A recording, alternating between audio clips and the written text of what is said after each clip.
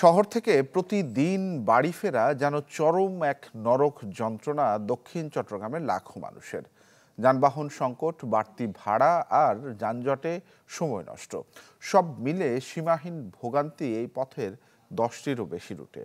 সাথে যোগ হয়েছে শাহ আমানত কর্ণফুলী সেতুর টোল প্লাজায় টোল আদায়ের ধীরগতি।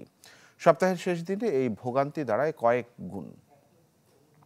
শিয়া বাটার ও ভিটামিন ই সমৃদ্ধ lily glam beauty soap. Lily, always beautiful. Shah Amanat সেতুর উত্তর প্রান্ত। বিকেল নামলে জনস্রোতের সাথে দুর্ভোগ যেন ঘিরে ধরে বাড়ি ফেরা দক্ষিণ চট্টগ্রামের লাখো মানুষকে। একদিকে যানবাহন সংকট, তার মধ্যে যানজট, তার সাথে মরার উপর খাড়ার ঘা হয়ে আসে যানবাহনের বাড়তি ভাড়া।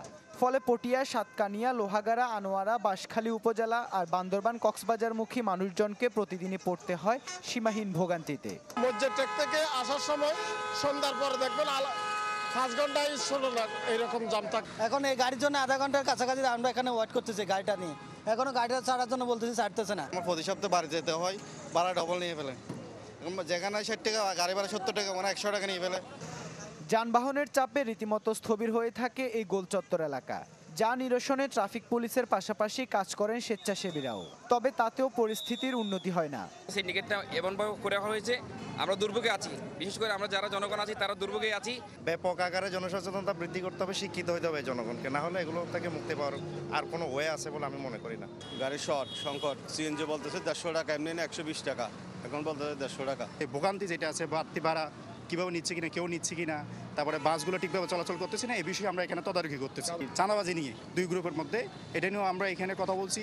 সংশ্লিষ্ট ডিপার্টমেন্ট যারা আছে এখানে, আমাদের সিএমপি থেকে শুরু করে পুলিশ প্রশাসন থেকে শুরু করে, তাদের সাথে কথা বলছি যাতে এ ধরনের কোনো ঘটনা এখানে যাতে আর না ঘটে।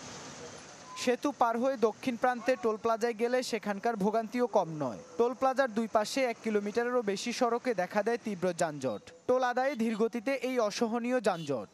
এখনো এই ব্রিজ পর্যন্ত আছে জাম, টোলের জাম, বুঝছেন? ওইদিকে আবাসিক মসজিদটা পার হয়ে যায়। আমাদের এত লেট হচ্ছে কেন? তখন ওরা উত্তর দিতেছে যে আমাদের কম্পিউটার সমস্যা, সমস্যা, ওই সমস্যা, সেই সমস্যা। এই চাপগুলো নিরসনের জন্য আমরা কথা বলছি, সড়ক জনপদে আমাদের অবজারভেশন জানাইছিলাম। জানানোর পরে তারা এই তাদের এরিয়া পর্যবেক্ষণ করছেন এবং পর্যবেক্ষণ করার পরে তারা 2 পাশে 2টা লেন বাড়ানোর সিদ্ধান্ত নিয়েছেন এই যানজট নিরসনের জন্য।